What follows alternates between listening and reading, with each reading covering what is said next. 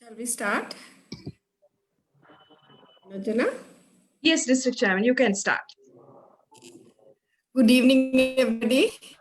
It is lovely to see everyone, especially our two guest speakers. It's wonderful to have you both with us. And very big thank you for coming forward to be with us today and explain some things, especially from your personal experience. I feel that this is one way we can get all our Innerville members also together, because we are feeling that we are losing touch with people. So this was one way, but we welcome all the other friends who have joined in with us today. Sometimes family members have joined in and people from other countries, districts.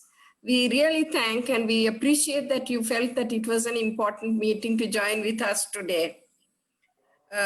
We know that in Sri Lanka, for a day, 5 to 6 people die because of an accident.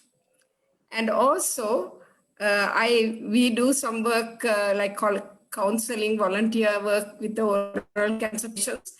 They said a minimum of 5 people die for a day because of oral cancer. When you calculate the numbers, the statistics, at least 2,000 people for a year. Whereas people are so scared of this COVID, and I feel that it is necessary to be scared, but I think sometimes our fear is sometimes helped with people who have actually experienced this COVID and been through it. So without further ado, I invite Anujana to introduce our two guest speakers. Thank you, District Chairman Kamila. Good evening, everybody. It truly is a great pleasure for me to introduce the two speakers this evening, who are my two friends from university, Dr. Shikha Dua and Dr. Sunet Rajavasan. Dr.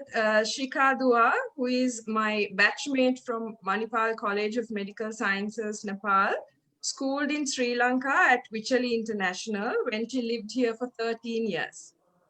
She is the director and consultant ophthalmologist at Shikha Center for Vision Eye Hospitals in Jaipur, India.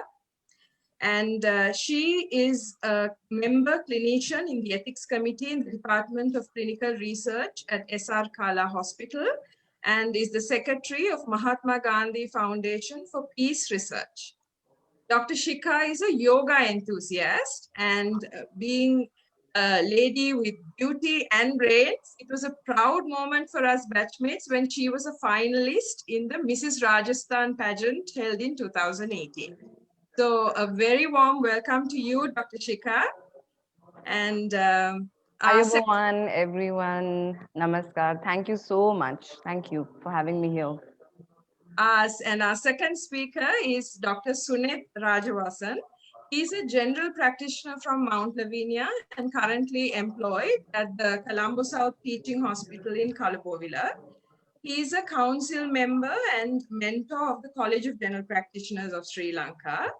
And Dr. Sunet is an entrepreneur and an automotive enthusiast. And he's the head of Limitless Productions Private Limited, which is South Asia's largest automotive loyalty rewards program. So a very warm welcome to you also, Dr. Sunet. It's really great to have you both here. And so without further ado, let's get straight into our discussion that I'm sure everyone is eagerly looking forward to. So I'll start off with you, Dr. Shikha. Yes. You were diagnosed to be COVID positive somewhere around September 2020, I think, Right. and Yeah. you were treated at home. Now, could you please tell us how it all started? What kind of symptoms did you have? And what was the whole process of getting tested and then going forward? Yes, sure. First of all, thank you so much. And ma'am, thank you for having me here. And it's a pleasure being here. So yeah, I would start off with how it all started. It was, I remember very well, it was on the 5th of September this year that, when I was finishing my OPD, it was around like 8:30 p.m. that I experienced this kind of, a weird myalgia, muscle pain, body ache. And, since we come across so many patients per day, so I was like a little, sort of suspicious. And what I did was I immediately put my next day appointment on hold, and I went home, had my dinner, and the next thing I know, that midnight, maybe past midnight, around 2, 3 a.m., developed this fever with chills and rigors. And then I took an antipyretic, and in the morning, what happens is that I'm unable to get off my bed. So, yes, you can say that I was already having the doubt that this is COVID, because that is what is going around. And I immediately called up the laboratory and I informed them that I need to get tested. And I went to the lab, I got my PCR, RT-PCR test done. And now what happens is that takes 24 hours to come the report. So what I did was I got my chest X-ray done and a few of the preliminary tests. And they were, as expected, they were kind of hinting towards COVID. The next action which I took was I got back home, I isolated myself in my room, and I informed my entire staff, the hospital staff, my maids, and my car cleaner, because I was afraid that, they are going to go and spread it around and they should not be coming. In fact, my maids, they attend to some elderly people. So I told her, just don't go there until I tell you. And, to take leave for the next 14 days or so. I told her I'll inform her. Then the next day, as I thought, my report came and it was positive. And the very next action that I took was I got my husband and my son tested. And then the next day, we received their report. My husband comes positive and my son is negative. Yes. So that's how it all started. Okay. So basically, so you said you were at home. So how Yeah. did all that happen? How was your experience at home? You were sick yourself. Your husband also was positive, you said. Yes. So how did you handle the entire thing at home with your little one, and how was that entire experience at home? Well, it was quite an overwhelming experience, actually. Now, what happened was as soon as our son came negative, right? So I started getting in calls from my relatives and friends and his grandparents that, you should send him to us because he's negative, he's negative. But I'm sure a lot of us are aware that, when a contact of a COVID patient, when he comes negative, in the first or second day, that does not mean that he is going to remain negative. He may develop fever during the course of the next 14 days. So that was one risk that I did not want to take because I didn't want to infect anybody else. So, and that's when the journey began. And as they say, that things that don't kill you, they make you stronger. So now what happened was we didn't have a choice but to become mentally strong. And my husband and I took this decision. We just isolated ourselves in one room and we put him in another room, and we did not get out of the room unless it was mandatory. I mean, not the apartment, the room itself. We just confined ourselves to one room. And whenever we would step out for any reason, we would be wearing the 3-ply or the N95 and the shield and the gloves and take all the necessary precautions. And then I used to serve food in the disposable cutlery for my son. And in fact, I wasn't even cooking mostly. I was getting help from my immediate neighbors and my in-laws. And even my son was wearing the mask throughout the time at home. And I was, even if I had to cook, I was taking the necessary precautions and all. And the symptoms, well, we had a whole lot of symptoms. We had a mild to moderate fever, and then we had shortness of breath, then we had this myalgia. I had this excruciating headache from the third to the sixth day. I lost my sense of taste and smell, and in fact that was for about 4 weeks that I didn't have it. And but then what, we kind of juggled. We had our good and bad days. So when my husband was fine and I wasn't, he would take care. When I was fine, I would take care. And it was a tough time. So we used to counsel our son and tell him. He already had an idea about what's happening. And we used to counsel him, read stories from the next room, and keep him at distance, tell him not to enter the room. And at night he used to get scared, because this was not a normal day. So what we used to do is we used to sleep outside his room wearing masks throughout the night, and we took turns alternately. And at the same time, we kept a check on our oxygen saturation, because we were worried, if either one of us we reach the hospital or something, if we need help, so we would keep a check on that as well. And then the third day, the another bad thing happened. As expected, my son developed fever, and he was complaining of a body ache, which I think he couldn't explain that well, but we kind of figured, and we were prepared for it. We had already spoken to the pediatrician, we were ready with the medications. And thankfully, kids, they have this, they're pretty much asymptomatic, or they have very less symptoms. So he was okay, like in about 2 days, but we completed his course. And yeah, that's pretty. And another good thing which I would like to point out is that during this whole time, the tenure, the quarantine period, the government and the CMHO over here, they took really good care. They were so comforting. They would call us. They called us immediately when we came positive, and when my husband came positive, and they asked us whether you're fine. They took all the information, and they kind of noted down the address, where are you quarantining yourselves, and whether you need help, whether you need to be admitted, and they kept a check on us throughout till the 14 days. So yes, that's how it pretty much kind of went on. So did you opt to stay at home, Dr. Shikha? Yes. Or... Actually, what happened was they called us, and as soon as they got to know, like, we told them that we are doctors and we can pretty much handle. And since we were in the mild category, so far, so we had told them, and they said, yeah, fine, well and good. So they didn't kind of, question us further. They believed us, and they told us that you should inform us as soon as you acquire any, severe symptoms or anything like that. Okay. So now let's just move on to Dr. Sunet. Dr. Sunet, could you tell us about your experience? Did you have any symptoms? If so, what were your symptoms? And then how and why were you tested for COVID? And then what was the process for you? Just a second, Dr. Sunet. I think Kritika, could you please unmute Dr. Sunet, please? Done? Can you hear me? Right. Okay. Yes, sure. Right. Sorry. Yeah. First of all, Ayuban, and good evening to everyone. Thank you, Anujana, for having me. Yes, I suppose my experience was quite different to what Shika went through. I was completely asymptomatic throughout this entire drama. And my diagnosis came, I mean, it was a bit of a surprise, because I was contact traced through my father. And listening to what Dr. Shika had to say, I can see how the two countries handle this situation a bit differently, because Sri Lanka, it's quite, I mean, they crack down on you as if you have some sort of bubonic plague, to be honest, right? And of course, the media plays a big role in demonizing this disease just to get some good mileage, because there's nothing else of interest happening in the country, to be honest. And so my dad was diagnosed. He had a contact in his at the place where he works.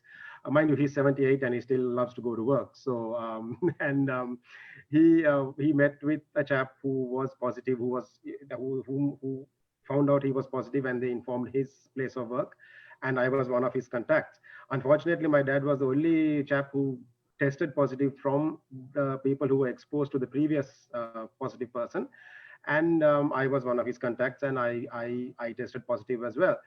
And I was absolutely and completely asymptomatic during this entire process. And I had absolutely nothing, no rhinitis, no anosmia, nothing at all. I mean, as you know, runny nose, no symptoms whatsoever. I was perfectly healthy, perfectly fine. I go through a really tough workout routine, which I did the previous week, which I was supposed to have had a proper viral load.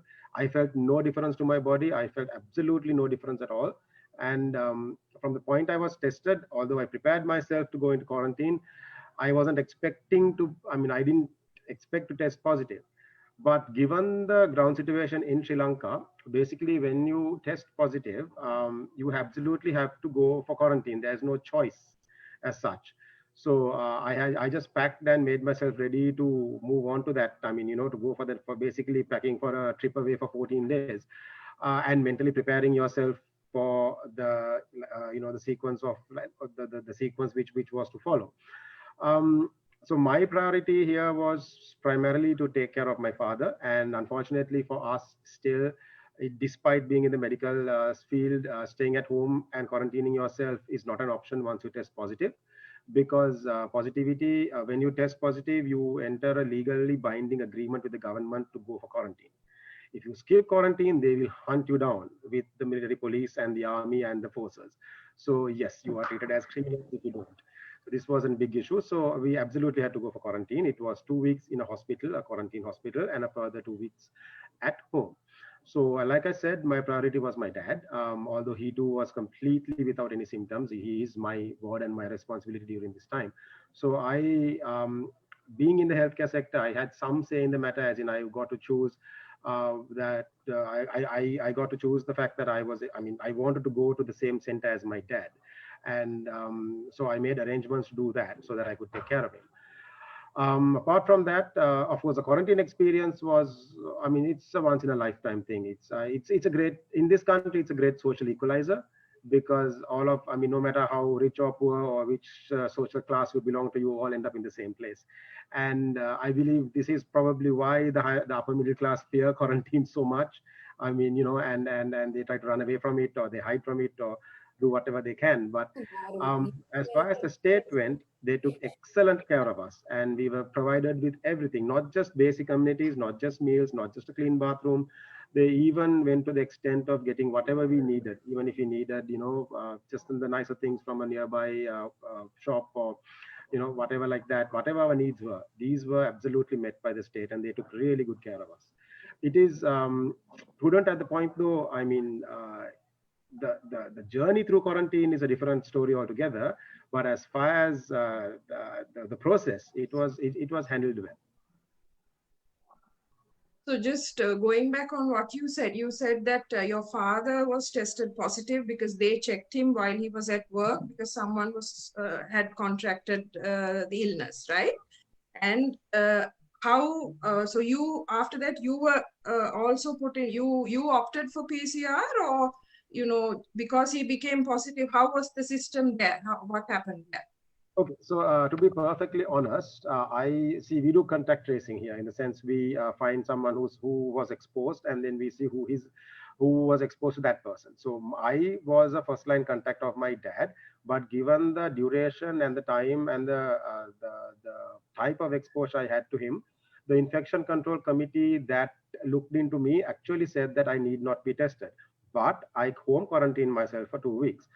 The issue here was my family, my extended family, whom I was exposed to, because my present living arrangement, because of my wife working outstations, is that my wife's family takes care of my son. So my wife's family were quite concerned that I may have exposed them to the virus through my son. So they absolutely insisted that I test myself. So it was on their behest that I went and got a PCR done. And lo and behold, I tested positive. So unfortunately, their worst fears were answered, and I had a bit of a familial situation that I had to deal with. But that's why I tested. But mind you, when you look at some PCRs they do here have viral markers or viral filters, I'd say, which indicate how far along the infection you are. And I was towards the tail end of it. I was probably a day or two away from being negative. So it was just, I guess, my bad luck. And I had no choice. I had to keep pace with my family. I'm being very honest here. So I had to test myself. So, and unfortunately, I got the bullet. And the quarantine regulations were changed on the day I was tested, saying that first contact exposees don't have to test themselves. They can just quarantine at home. So I missed that by a good 6 hours. So everyone else behind me didn't test themselves. So everyone got like a good vacation at home on my behalf. And mind you, what's even better is the state sends you care packages, food, everything to your house. So thanks to me, everyone got their Christmas hamper. And here I am in hospital, like, in the bamboo gulag, while everyone else enjoyed themselves at home. So how was your experience in hospital? Were you and your father in a room or ward, or how was your experience? Who Kind else of was odd. with you? Right. So we were in a ward. We were quarantined with the biggest current cluster, which is from the Palagoda fish market. And yes, I was with a randy bunch of fishmongers and the fisheries businessmen, and those people are an absolutely colorful bunch. I mean, the language they use is absolutely the gutter, and my dad is not cut from a cloth even anywhere near that. So unfortunately, this poor chap, he suffered. He's not one to. I mean, I blend in like a fish. I can fit in. I can socialize with anyone if the occasion calls for it. But unfortunately, my father, like I said, is cut from a different cloth, so he was not comfortable there. So there were times when the conversation gets too sprightly.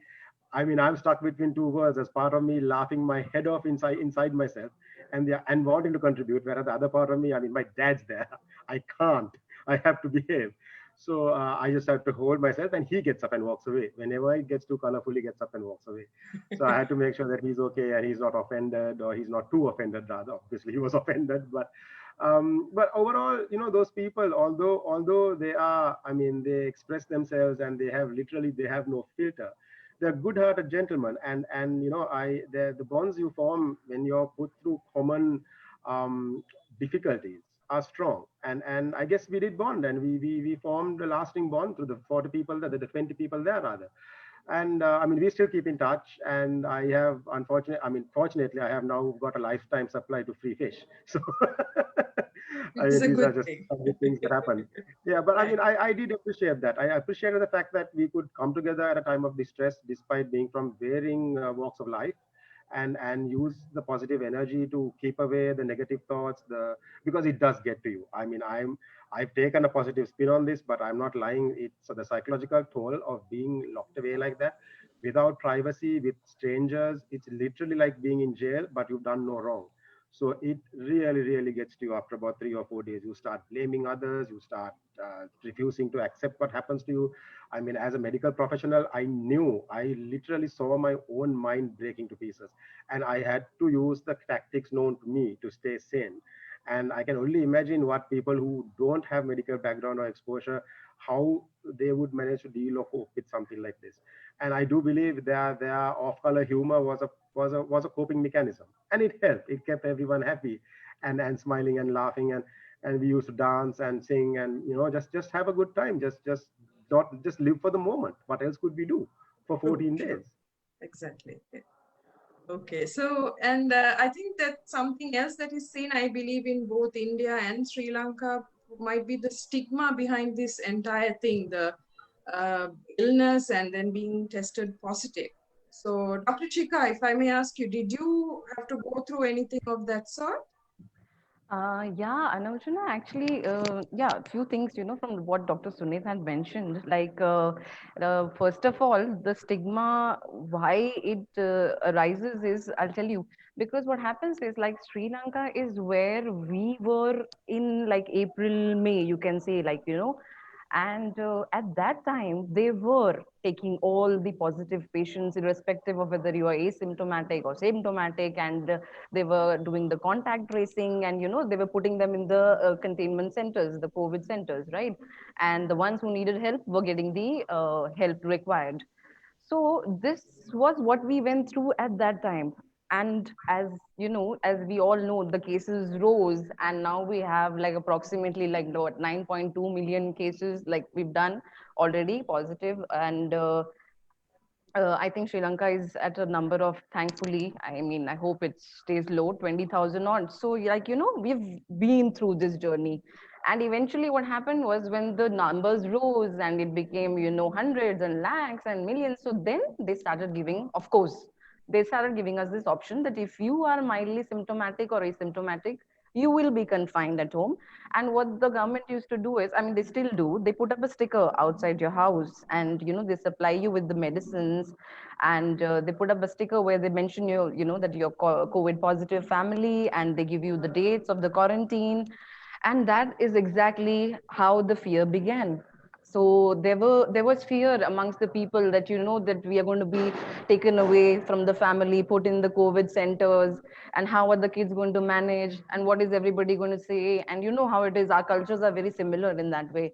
So if you ask me about stigma, first of all, let me tell you, when I was you know, suspicious of my symptoms, I contacted a few friends, and in fact, they advised me not to even go for the test. So because they were like, you know, don't get tested. How is everybody going to react? What about your patients? Because, you know, we are into private practice, and what about your patients? And what about the society you stay in? And how are they going to be? And but the thing is, I am a sort of a person who does not like to be in ambiguity and, like, you know, be in the doubt that, oh, is it COVID, is it not COVID, then go outside, infect my patients, infect the public, the, you know, the new ones. So this is, and it is, of course, I feel it is highly unethical on my part to be going around and spreading the virus, knowing the fact that I may be, or whatever, be COVID positive. So as they say, you know, be the change that you want to see in the society. So what I did was, I said, I want to break this perspective, at least let me try.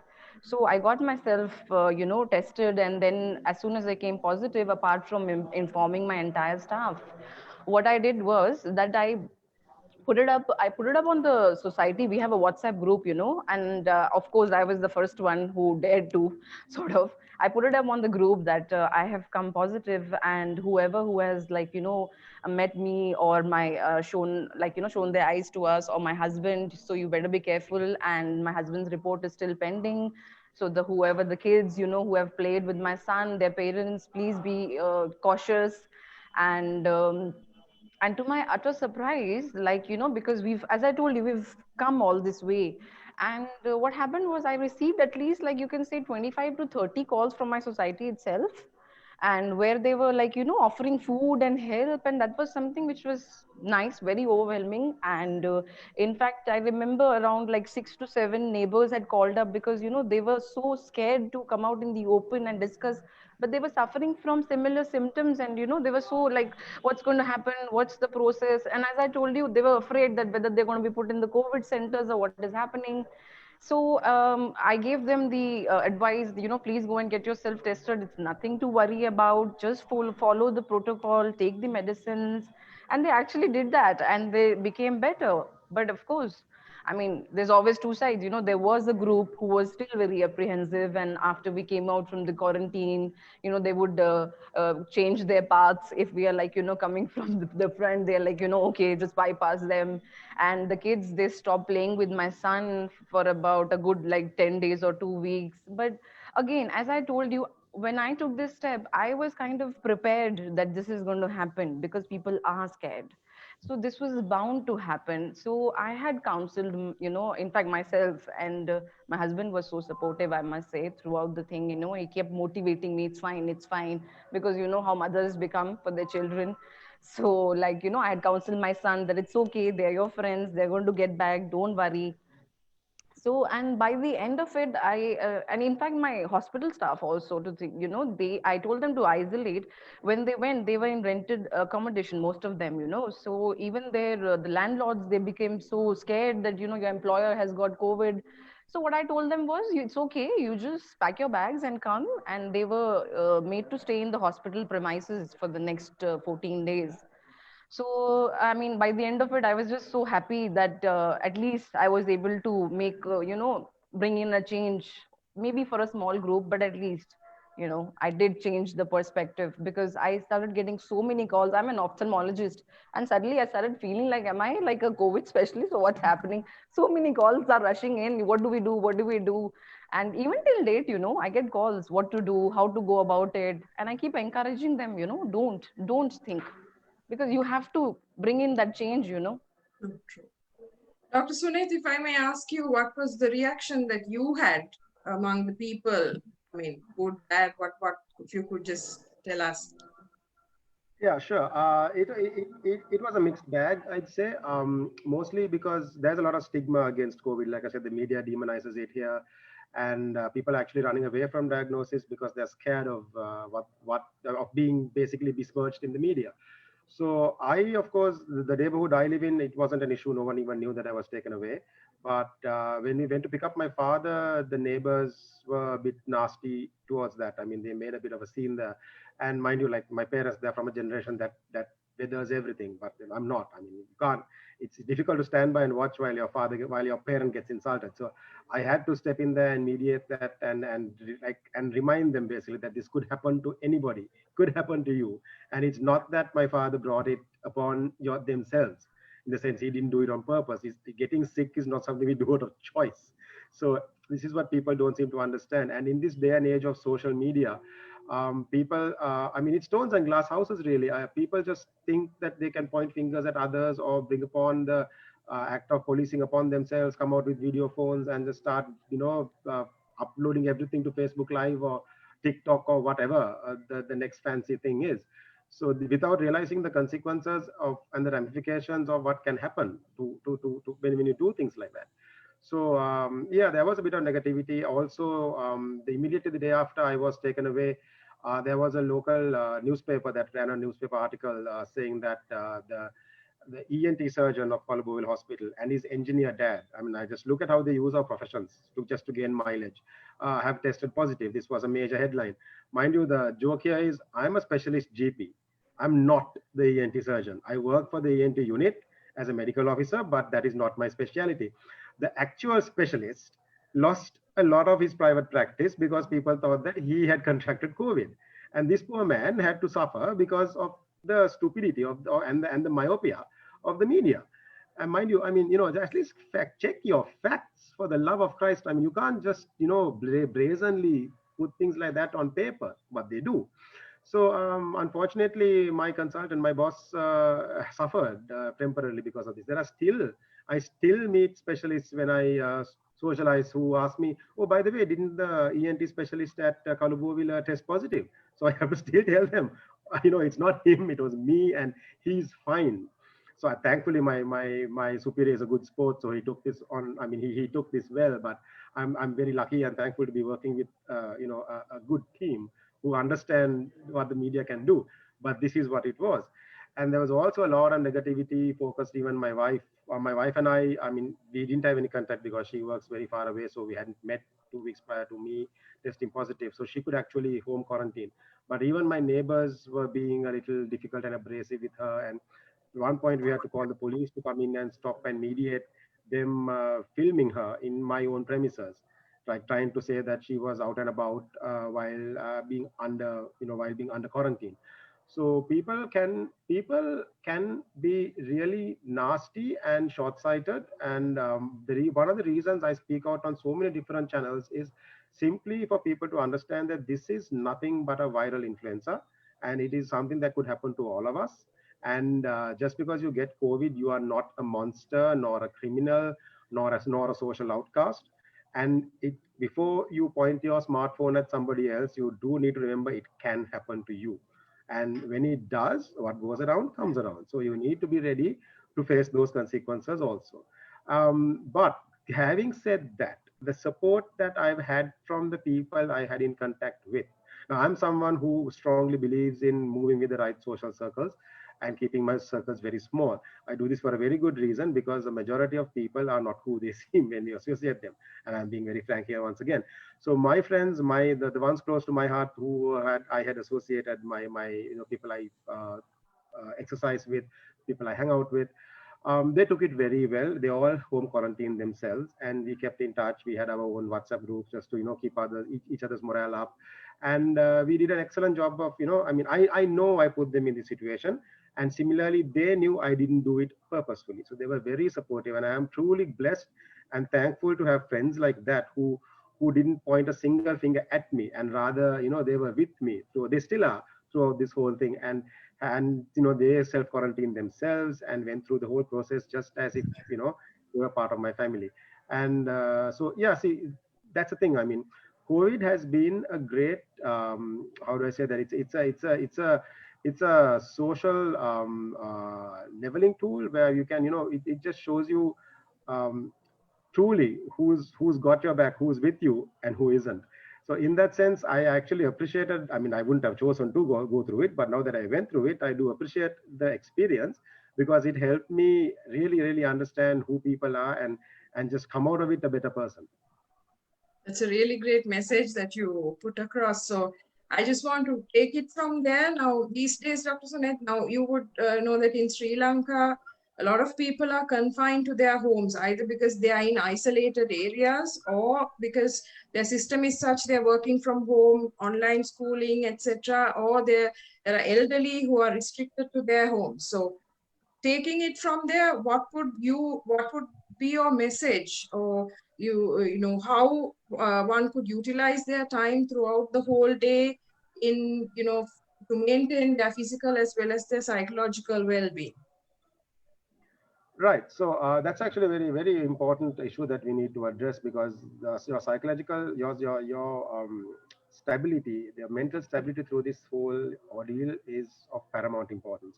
So it's about taking it one day or 1 hour, or just break down the chunks of time and handle it on a short-term basis. Not think too far ahead, because yes, I mean, so of course, being in the medical sector, we may be blessed to have our salary still come in despite all of these efforts. But there are those who work for a daily wage. There are those who do businesses who are affected badly. But I mean, the truth of the matter is, you have to have the courage to accept what you can't change, or rather the strength to accept what you can't change. So you need to accept it and deal with it so that you can move ahead beyond it. So I'd suggest, first and foremost, you need to occupy your mind. I went in there with a lot of self-help books for self-improvement, literature novels, and of course, a ton of movies and a lot of data bandwidth that I purchased extra so I could catch up on Netflix and whatever movies I missed, because there's nothing else to do with that time. So it's use it for your personal growth and use it for the recreation that you never had time for. Because we have such busy lives. If you think about it, as a doctor, as a GP, I mean, to get 28 days off, it's impossible. It is absolutely impossible. Without a phone call, without a patient to worry about, without a care in the world, it is it's impossible. So I thought of it like that. I thought of it as such. I mean, it's basically a vacation for your mind, and I use that time to focus on the positives and basically try to come out of this a better, bigger, a more sedate person. And that's how I use the time. But I honestly did. I spoke with my psychiatrist a number of times because there were times when I came close to a breakdown, and she helped me focus because, like I said, it's easy to start placing blame. Like, why am I here? Why weren't other people tested? Why is it me? Why was I sacrificed? So on and so forth. So she really helped me focus and try to, she helped me deal with and process the negative thoughts and turn that into something positive. And it was on her behest that, she's the one who said, like, you have a voice. You're someone respected. You're a celebrity in society. Speak out. Talk to people. Tell them your experience. Make it into something. It was actually her suggestion that I, contact one of the many channels of media that I have, and I started rolling a little ball that became the avalanche it has now. And through radio, TV, social media, various channels, I rose up as a voice to speak up about this because the middle class needs to hear about this. People need to stop fearing going for quarantine. They need to stop fearing this disease, and they need to stop stigmatizing each other. Because I'm pretty sure in Sri Lanka, at least 80%, 90% of us are asymptomatic and positive. We just don't know. So, look at me. I'm a diabetic on insulin, and I went through all of it. I came out without so much as losing a hair on my head. This is out of choice, not out of COVID. So, for the vast majority of us, it's not something we need to worry about. It's not something we need to live in fear of. Yes, we need to worry, but it's not something we need to live in fear of. So that's the most important message that I need to carry through, because fear won't solve anything. It's not going to make you better. It's not going to cure your illness. You need to face this, you need to accept it, and you need to come up above and beyond it. Yeah, that you've put across some very strong and positive points, Dr. Sunet. I'm sure a lot of everyone would have benefited from that. So, Dr. Shikha, as we go on to conclude, is there anything else that you would like to share with us? Yes, actually, there are a few things I would like to point out, Anojana. Like, see, what we have to, like, as Dr. Sunet has mentioned, what we need to understand is about this COVID. Every viral infection, when it comes home, it tends to spread. We all know that, the family gets it, fever, and maybe, but the progression is very slow. and eventually, and sometimes in fact they don't even get it. It's not a must that you do. The difference here is that in COVID, unlike the other viral infections, this spreads before you know it. You know, it's like that. It just spreads like fire because it's highly infectious. And if I talk about the present scenario here, because that's what we have been studying, like even in your case, 80% of us are asymptomatic, right? And 15% of us, like how we have come, like we have started quarantining ourselves at home, 15% will have mild symptoms, and we can sort of manage ourselves. It is the 5% who actually require the urgent medical, help. So now, and then the mortality, like if I talk about India, is about 1 to 1.5% in the general public. It's higher for the health workers because of the increased viral load. So if you just calculate, even this 5% of the total population, it comes out to be a huge number. So now my point is, what can we do to reduce the burden? Because suddenly we gush in, and then we put a pressure on the healthcare system and the government, and and as we know, if there is any like inadequate treatment, that is going to further increase the mortality rate, right? So my point is, like even how Dr. Sunil pointed, what are we going to do? How can we make sure that this gush is slow and the number of increment, like the increase in cases, is gradual? So on our part, we have to do certain, we have to perform certain responsibilities, like if I may give an example, we have to know about what is the open space and closed space. Now, as we all are aware, during this pandemic, we are advised not to gather, in groups, go for social gatherings. So this is something which is very easy, we can just do. And even if you do have to meet somebody, let's say it is something under compulsion, so make sure that you are in an open space, right? And we can, just to give out a few points, we can discourage the use of air conditioners, and ensure that we have open windows, we switch on the fans, we put on the exhaust fans, because what happens is, now this air condition, it recirculates the air which you and I are breathing, so we're putting out the viral load, and especially if you're not even wearing the mask. So mask is a different thing altogether. Try to meet up in a and avoid the closed confined spaces, and the gyms and the whatever, the yoga rooms or whatever, have everything in the open. And the best thing is to do it at home, actually, nothing better than that. Wear your mask judiciously.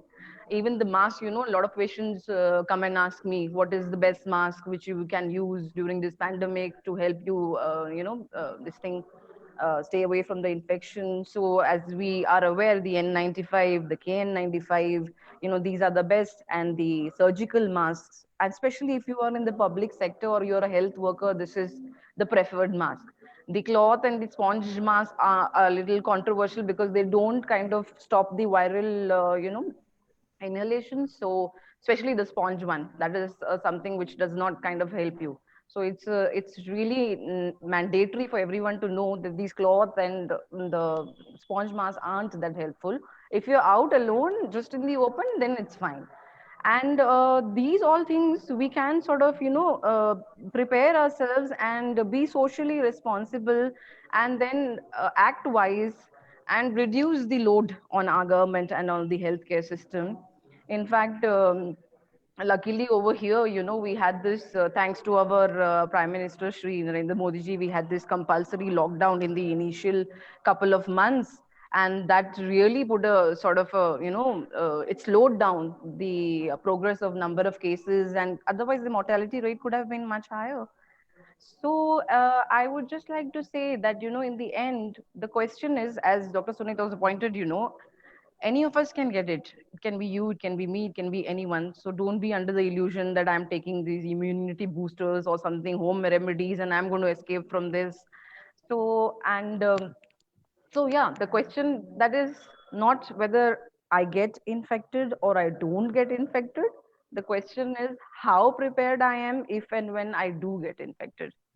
So that's probably all that I would like to say. So be socially responsible, because I mean, unknowingly or knowingly, maybe somebody who broke his quarantine, or somebody who was asymptomatic, somebody's mistake, I would have acquired this infection.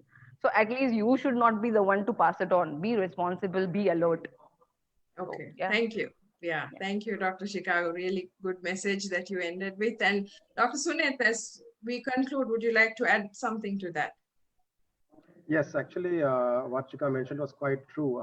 We have what we call the social responsibility. And I mean, you take my example where my social responsibility failed was at home because I mean, I work for a teaching hospital, one of Sri Lanka's second largest hospital. And we are given every possible safety, gear, equipment, PPE, and all of that. And I didn't contract it from work. I went to my parents. I mean, your parents' place is the safest place in all the world, subconsciously, to anyone. And that's where you go when you have a problem, to your mother's arms or to your father's arms. So naturally, I doubt any of us, or I mean, even if you go to see your children or if your children come to see you, we wear masks in that situation. Had I worn a mask, I would have probably saved myself and saved spreading it to others. But we never think of it, do we? We never think of wearing a mask when we're at home. But this is how deeply that sense of social responsibility should extend. So I mean, it's basically like Dr. Shikha rightfully said, is you shouldn't never let your guard down, because when you do, this is what happens. So I mean, we are very lucky and blessed that neither my dad nor I got any symptoms or complications, despite him being at the extremes of age and me being diabetic. But like I said, it's about the social responsibility, and just because people look well, it doesn't mean that they are well. I mean, they may be having contacts with those who are old or those who are not well. They themselves may be carrying an illness that you can't see on their face or from the way they carry themselves. But we need to absolutely make sure that we minimize contact, we keep distance, we wear the masks, proper masks like she rightfully mentioned, not the cloth ones, and we practice these distancing norms until either all of us as a globe develop immunity or someone comes up with a viable vaccine. One of those two opportunities will eventually happen. This is not a lifetime thing, but we just need to buckle down until that does. And it may be a year, maybe 2 years, but we will rise up out of this. But we need to think of each other more and think of ourselves less in that time. Yes, some very strong points. So thank you very much for your excellent messages, Dr. Sunet and Dr. Shikha. Thank you for sharing your valuable experiences and thoughts with us. I will conclude our discussion for now because I'm sure there's a lot of questions from the audience. So thank you so much once again. District Chairman Kamila, it's over to you.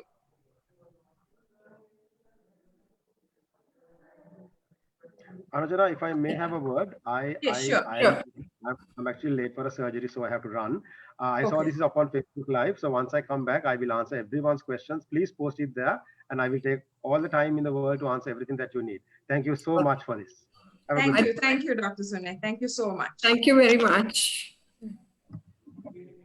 Anujana, I think Kritika must be having quite a lot of letters chat on the chat. Have you checked up? Kritika, is there some? Yes, Auntie, there are a few questions. Can Anujana do it? Anujana? Yes, please. Yeah. Yeah. Can you read out the questions to the doctor? Okay.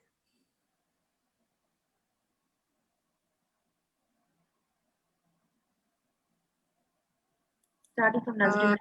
Yeah, so there is a question. What are the vitamins to take to increase the immunity? Right. See, I mean, although every country follows their own policies, over here what we have is we take the zinc supplements and the vitamin C, if you ask me. And of course, multivitamin is required, and a weekly dose of vitamin D as well. That is what we follow over here. But I believe yeah, it may vary. So this is what we are following over here. So I'm not too sure Sri Lanka might be having a different protocol. So this is... So I'm sure when Dr. Sunet sees this message, he'll probably have something to say. So yeah. I'll move on to the next question. Are you infectious when you come after being in quarantine? No. Would you like to know? See, if you are asymptomatic for the past 3 days, and if you've finished your quarantine, like, this is my 14th day, and I'm asymptomatic for the last 3-4 days, then I'm not infectious. Another question is, what are the antibiotics a person should take after getting symptoms? If a person who is not in the field of medicine contracts the virus, but is unable to get any medical help, what would you recommend that he or should do in the first place? Well, that's a nice question. If you do not have access to medical help, first of all, what you would have to do is, you'll have to follow the rest of the things which I mentioned, more than the medicines. What you have to do is, let's say, supposing you do know that you're positive. In fact, I would even request the public to be aware of the likely symptoms. This is a nice question. So as soon as you experience these symptoms, and since, we are in this era of this pandemic, it is better to keep cautious, be cautious, and have the thing at the back of your mind that this can be COVID. So rather than being in the dilemma and being like, oh no, maybe this is not COVID and all that, you better think that this may be COVID. So let me first tell you the symptoms. If you experience, it's not fever. A lot of people have this notion that fever is not there, so it's not COVID. It's not that. In fact, you won't believe, as an ophthalmologist, I came across patients who had severe headache and they turned out to be positive. So it can be most important is body ache, myalgia, muscular pain, and then headache can be a presenting symptom, and then of course fever can be one of them, right? And some people in fact notice only after the sense of taste and smell is gone, which is not mandatory, but it is experienced by a lot of them. So these can be the presenting symptoms. And now let's say that if you were able to get tested and you did come positive, so exercise all these cautions, that you have to isolate yourself first and foremost, separate yourself from the family, and wear the mask, at least that 3-ply mask or the N95 or KN95, and if possible a shield. If not possible, that's fine, and then move around. And start the multivitamins, as I told you, because more or less they are kind of similar in all the countries. Now the antibiotic part is going to be something which I don't think I would like to get into, because we all have our different protocols. India is different, Sri Exactly. Lanka is different, so maybe Dr. Sunit can specify Yes. the antibiotics being followed over there. Okay. Thank you. So the next question, I'll leave out the questions that were directed at Dr. Sunet. Um,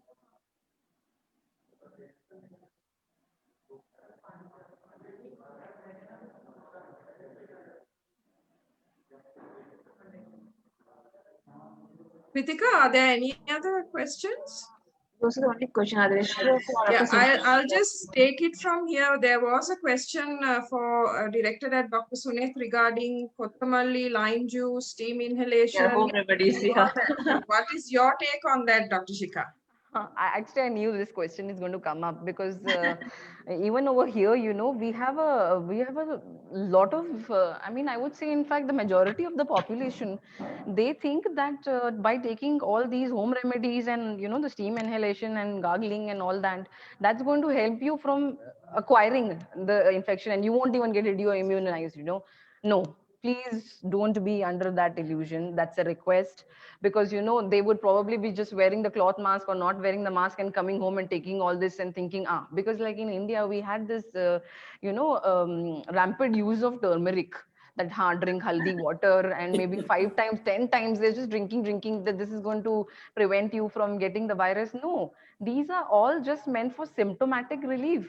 And after you acquire, I mean, God forbid you do get the virus, and that is when these are going to help alleviate the symptoms. You will feel better, and yes, probably they're good for you, but they're never going to sort of avoid the viral attack from happening. In fact, lately, just around like a couple of weeks ago, we started getting so many patients of subconjunctival hemorrhage. If I may tell the layman, the layer over the white of the eye, the conjunctiva. So there is bleeding under the conjunctiva, so it appears like a red, like raccoon eyes.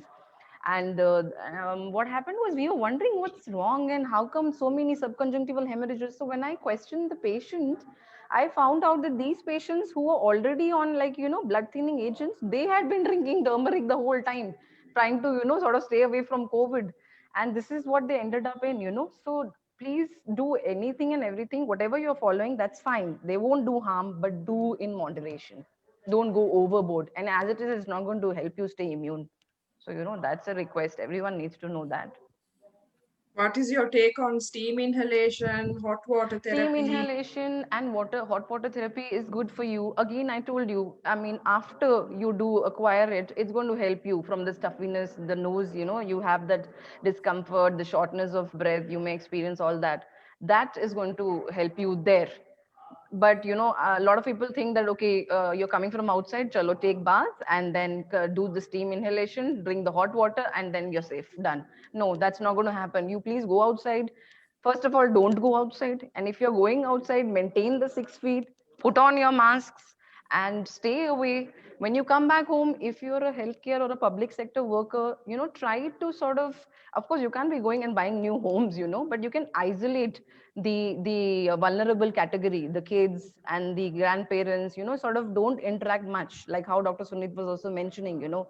And if you have to, then you wear the mask and enter their room. This is what's going to help you more than the things which we just Yeah, mentioned. so what you're trying to say is steam inhalation, hot water therapy might help with the symptoms, but it's not going to kill the virus, right? No, that's not going to, because the virus requires extreme temperatures, you know, so you'll probably have to burn your nasal mucosa and the buccal mucosa and then try to get that. So that's not going to happen. Okay. So there is another question which says, when you say shortness of breath, is it similar to suffering from asthma or COPD? Yeah, you can say that the shortness of breath which is experienced in this COVID is somewhat similar to, yeah, I mean, not the treatment wise, but yeah, what you feel if you're asking me, The the symptom. symptom, yeah, the symptom, yes, that is what you start feeling. You start, in fact, I can tell you because I felt it. There was this heaviness which you feel in your chest, and a little, you know, effortful breathing is what you experience mainly. So it takes efforts to take each breath. And that is the reason that even your SpO2 is kept under constant check. You should check your oxygen levels every hour, or maybe at maximum 2 hourly when you're actually infected with the COVID. So, and if the symptom gets worse, then of course you're already under vigilance of you know, a physician. So kindly contact them. And as Sri Lanka is already like they're admitting the patient so far, so I'm That's sure right. they So can be taken everything care of. happens in the Yeah, hospital. it happens in the hospital itself. Okay. There is another question. If someone has a special need child or adult at home, what is the safety measures to be taken? Right. I think I've already mentioned that you know, the vulnerable category, we cannot be sort of putting them elsewhere. I mean, if you don't have that provision, some people have that, you know, they did that over there. They kept them in different houses if they do have, but that's not feasible for everybody. So you just try to limit your contact. If you are a person who's dealing with public, or you know, your public health care worker, just come back home and try to take your precautions. You know, if it's a special child, we cannot expect him to put on a mask because he'd probably like be irritable, you know. So you put on at least your mask, and whenever you are in contact with him, and just limit yourself. Yeah. Okay. And There of is course, sorry, I forgot to mention, and please Yeah. be watchful of the symptoms, because the child is not going to be able to probably be vocal about it. So just be very vigilant. And the same applies, I guess, for the elderly as well. Elderly as well. Yeah, correct.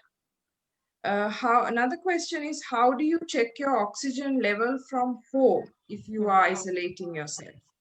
Well, we do have pulse oximeters like the ones, you know, I'm sure the public they've seen in the movies and all that, the thing which they put on your finger, and that gives you an estimate of the oxygen level and your heart rate. So it is easily available in any of the pharmacies. You can order that, and in fact, you know, if I may say so, I mean, if there is no problem in the affordability during this pandemic, you can always just have a oximeter at home, you know, and just keep a constant check on it, and above 95 is what is recommended, which is normal. And if it comes below 92, that is when you actually require the admission. That is the one which is alarming, right? So in fact 94 would be even better for the layman, I would say. So yeah, you can easily get it in the market and just keep it at home. I mean, what's the harm? Whenever you feel that there is some sort of a, you know, uneasiness, or you are suspicious, just put it on and just check your oxygen saturation. I mean, don't rely only on that, but that will give you an idea of as to what is happening.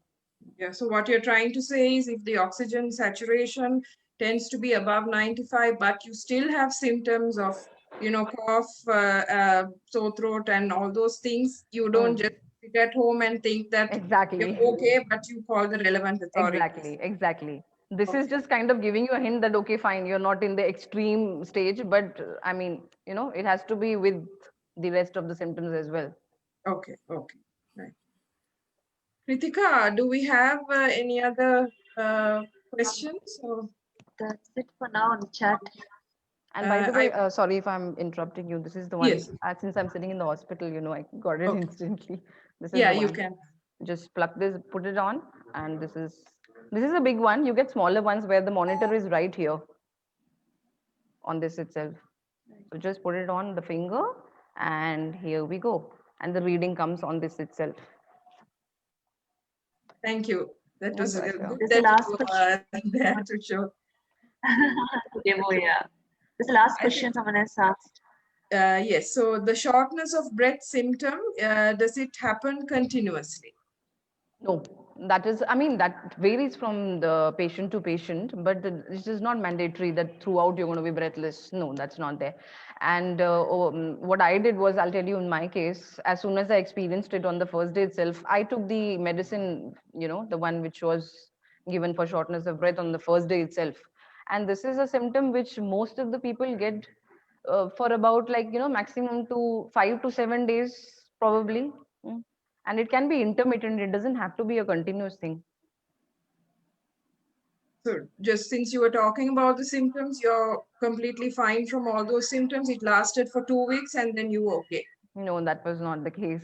See, again, I was not infectious as somebody had asked, but the symptoms, they may persist. That does not mean that you're still infectious after the 14 days.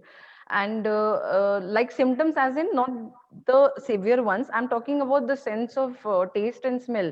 That is something which is going to take a long time. And in fact, in India, we've had patients who've had this symptom for 3 to 4 months post COVID. So this is the only one which you can sort of exclude from that criteria, because this is going to take its own good time. And I got it after 4 weeks. The sense of the taste and the smell. The rest of it, the long term side effects, you can say myalgia is something which I experienced for at least Muscle pain, as you would say. the muscle pain for at least like about 3 to 4 weeks after the COVID. And I tell you, the psychological fear, that is what you experience for at least a month afterwards. Whenever you are taking a walk, and whenever you're doing the workout post COVID, you'll be like, oh, okay, I'm having shortness of breath. Is it COVID? Is it still COVID? That kind of gets to you for a while, and then you'll be fine. Okay. So we have another question. What damage does this do to the other organs? To the other organs, that is not something which is compulsory that it is going to have, that can be easily kept under watch. So like as in let me see, what happens is patients who have already pre-existing comorbidities, they are the ones who are going to be affected for a long time, if at all, because they will have probably, if you're asthmatic, then it may do more damage to the lungs. And if you're a diabetic, so basically if you're suffering from any comorbidity, then you have a tendency for these long term damage. And if you're at the extreme of age, right, other than that, I don't think it has. That is something, I mean, which is still under, they're still studying. So by comorbidities, I think you mean illnesses like diabetes, pressure, heart disease, things like that. Exactly, yes. Or if you're a cardiac patient, asthmatic, or something like that. Okay. So we have another question. If someone is not symptomatic, although unknowingly does exercises and tries to keep fit, can the virus go away if he or she has it in the body? 1 second, can you just repeat that question? If someone is not symptomatic, Hmm. although unknowingly does exercises and tries to keep fit, can the virus go away if he or she has it in the body? No, not at all. No, I that's think not gonna Dr. happen. Sunet also spoke about this because he had done his workout the day before he was, tested positive. I think he mentioned that. That's not going to happen. And in fact, as you know that I'm into yoga, and also even I kind of keep doing my asanas and doing my workouts. So no, that didn't help me. I guess Okay. we're both living examples of that. Exactly. And another question is there, how does the virus attack a diabetic or a hypertensive patient, which ends in immediate death? Immediate death. So as we know, it is a coagulative disorder. So that is what actually, leads to, because of the coagulation. that is what leads to the instant death. Because I'll tell you what happens most of the time. Like what I have seen is, in patients who have these comorbidities, and since it is a coagulative disorder, what happens is they are, first of all, most of them are unaware that we even have COVID.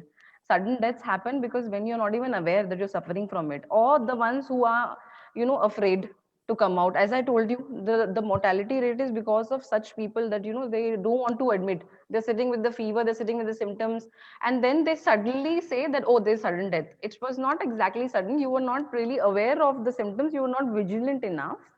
And then what happens is, the some of our parameters, they rise, the coagulative factors, and that is what leads to the sudden death. Patient thinks that this is the sudden death, but actually it has been going on in the body and you're unaware of it. You didn't keep a check of your SpO2, because before that happens, your SpO2 is going to fall. So you would actually have that alarming sign, that, yeah. And this is one. And of course, again, Sri Lanka, it's all under, I mean, they're in the hospital, so I don't think this should happen. But you have to report in the first case. I told you, you have to be first tested to know that you have it. What if you're just sitting at home and they have not even taken you to the hospital? Then it's going to lead to sudden death. So I think what you're trying to say is, so as the question is implying on diabetes and hypertension, if you keep check of your illnesses and make sure your the sugar levels are in control, your pressure is in control, you're taking your Exactly. medications, then things would be fine. I think that's what you're Exactly. You have to keep a check on that. You have to keep a check on these symptoms, and then, and then watch out for the alarming signs, which is not going to Okay. happen. I mean, it rarely happens actually. It's not that common as the way people perceive. Okay. There's one more question on behalf of a friend. Are there any particular foods we are supposed to avoid if we are infected by COVID? The answer is no, because you should just avoid taking too much of cold, icy things. And the reason is obvious, because it's going to worsen your symptom. It's not exactly related to the COVID. It's just that, this is going to give you more discomfort. You're going to probably have a running nose, or you'll develop a sore throat and you'll be like, oh God, I'm getting worse. So that is the only reason that they encourage that you should have heaty food and hot drinks and coffee and soup, and avoid the cold ones. That is the only, and otherwise, I don't think there is any sort of food which you should be not taking as such. And what you Basically, what should, you're saying is to help with the symptoms, not the yeah, disease. exactly. And what you should be taking is good calorie rich food, and the heaty, I told you those stuff, because they give you energy and you need to keep your immunity up. So apart from the home remedies which you might be doing, which is good enough, I'm not against them, you should be taking these food. In fact, I gained 3 kilos during my COVID. So one was because of the inability to work out, and secondly was I was very worried that my immunity should be fine. So yeah, that happened. So you ate well, but ate nutritious food. Yeah, exactly. So according to Sri Lankan news, all deaths reported are due to hypertension, heart attack, diabetes. So does that mean if a person takes medicine for these diseases, they are at a greater risk? No, nothing like that. If you're taking, you mean the medicines which you're taking for the BP and the sugar, is it? The Yeah. diabetes? Yeah. You are at I a greater wonder, risk? yeah, No, I no, no. wonder I if mean, the question is implies that if patients who, if there are people who take medication for diabetes, hypertension, or heart disease, where they are at a greater risk of getting the disease. Maybe that's what the I mean, question that sort implies. of points out to the fact that whether you are having the comorbidities, that's what they're trying to ask. If you're suffering from hypertension and diabetes per se, that itself leads to, an increase in the morbidity. I mean, not the Morbidity, as in medication. the risk is Yeah, higher. yeah, the risk is higher. The risk of not getting the virus as such, but the symptom thereafter and the disease After. course thereafter is worse. Not Exactly. the acquiring part is same for all of us. Whoever is not following the norms, they're going to get it, irrespective of the virus doesn't know whether we have the hypertension or the diabetes. You're just going to get it if you don't follow the norms. It's just that what you're saying is anyone can get it. It's just that people with hypertension, diabetes, heart disease, and other illnesses, once they get it, the course of it might be a little different to Exactly, someone who and that is the very reason that we focus on the logistical preparation. How much are you prepared? Keep them away, don't interact with them, wear your mask, because who are the ones who suffer with these comorbidities? Majority is the extreme age, the above 60, 65. So that is why we keep focusing, to stay away or to limit contact, because the younger ones are not that commonly, they don't suffer from these illnesses that commonly. Okay. Kritika, do we have any more questions? That's it. So that's the last question. That's all. Are we done? Yeah. District Chairman Kamila, you can take over. Yeah. I think. Thank you so very much, Doctor, so very much, because I think it was an eye-opener for a lot of us. And it gave us a lot of assurance also in so many ways that maybe we are thinking, okay, this is done and that is done. But we are really very, very thankful to you because you gave us first-hand information, and also from a medical point of view, also not only as a person who has suffered with COVID. I just call upon our Nigambo president to give the vote of thanks. And it is definitely from the District 322, Innoville District 322. We are really, really appreciative of what you have done for us. And I thank all the guests who have joined us. Can I call upon Dr. Carmel Fernando for the vote of thanks?